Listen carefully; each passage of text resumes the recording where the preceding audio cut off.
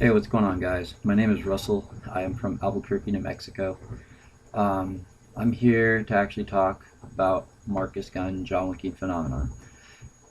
I am 28 years old, and pretty much today I was thinking about what I have, and I was like, hey, I'm gonna go on YouTube and see if anybody, has this or anything like that, because I know it's pretty rare.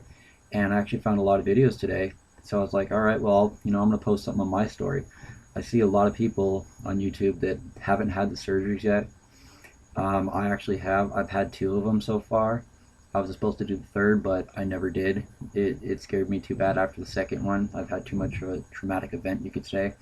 So I never went back for the third one. But pretty much what Marcus Gunn is a nerve was connected from your jaw to your eyelid, which causes every time you open your jaw, your eye will open. Or you could have the reverse, which every time you open your jaw, your eye will close. I have the regular one. Um, I was born with it. I had my first surgery when I was 4 years old, and I had my second surgery when I was six.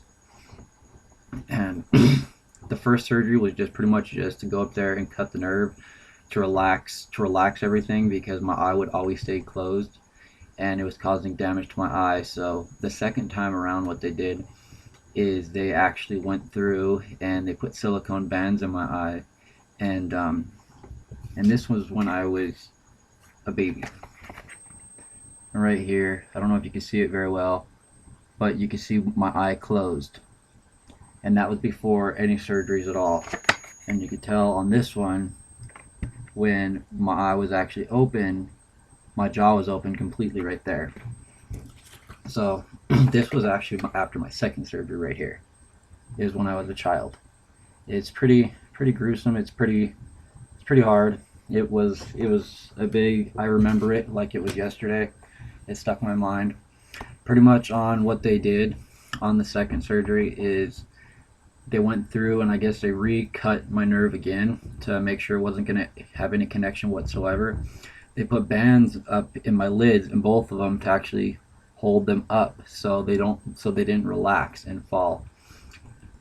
And up here they put more bands up here to pretty much make the connections between everything to work together.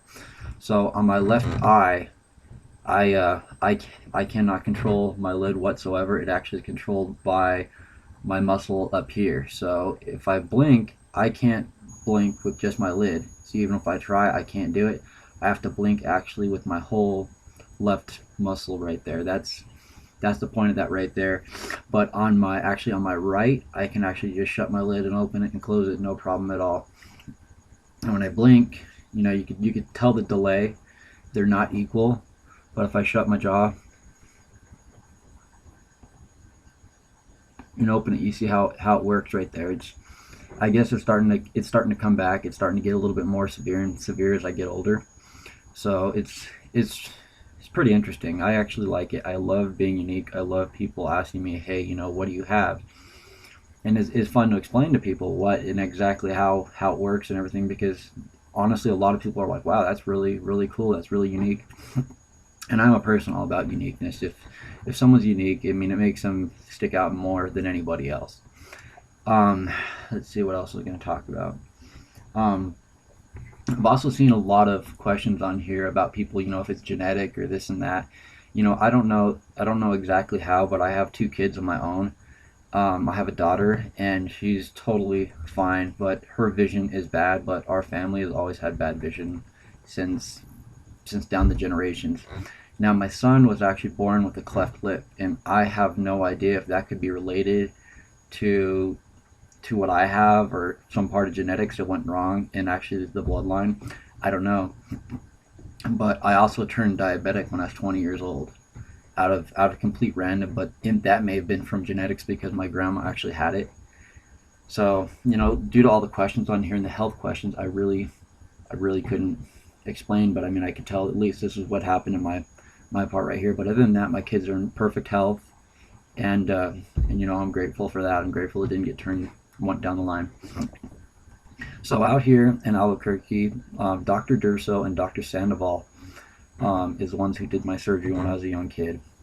They were one of the first people that were actually out here because they were specialists, and I was one of the first people they actually did this procedure to. for the bands and everything, because it's new technology, 20 years ago.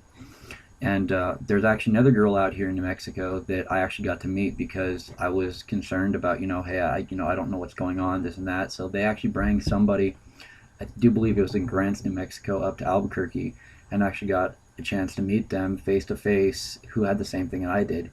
And that was actually something pretty cool. And I just want to let a lot of people out here know that you guys aren't alone. I've learned how to deal with this, and I've been thinking about going back to my third surgery, but I'm I don't know if it affects my vision. I may not have a choice. My left eye is pretty bad because how long my eye was closed before I had the surgery. It actually did damage. My right eye completely takes over my vision. I can still see 3D. I could still see pretty good. My right eye is in still perfect condition, but my left eye, it does have astigmatism, and they're saying it's due to my eye being closed so far in development. Um, and so I mean, like the third surgery, I don't know if I'm gonna do yet, because I mean, like I said, I love who I am. I don't have any problem with that whatsoever. Um, but yeah, I would like to actually talk to some other people who have the same thing that I do. Um, you know, my from how I look, it really hasn't slowed me down in life. It's actually used me as a pedestal a lot, because like people give me the benefit of the doubt. It's like, okay, this guy looks different.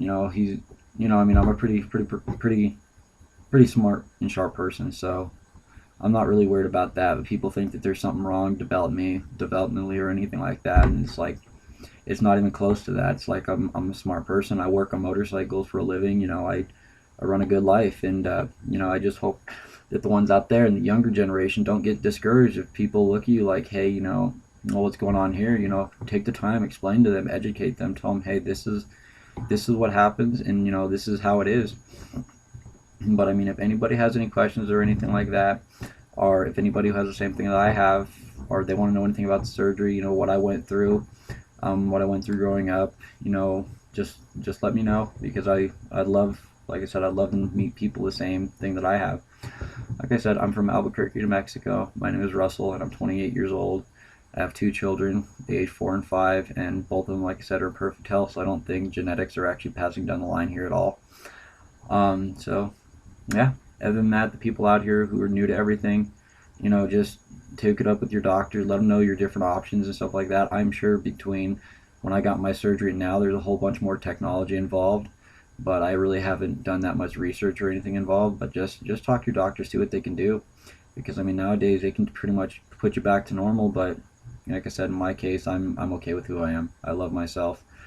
Um, Other than that, just I wish you guys the best happy trails in life, and explain to people what you have.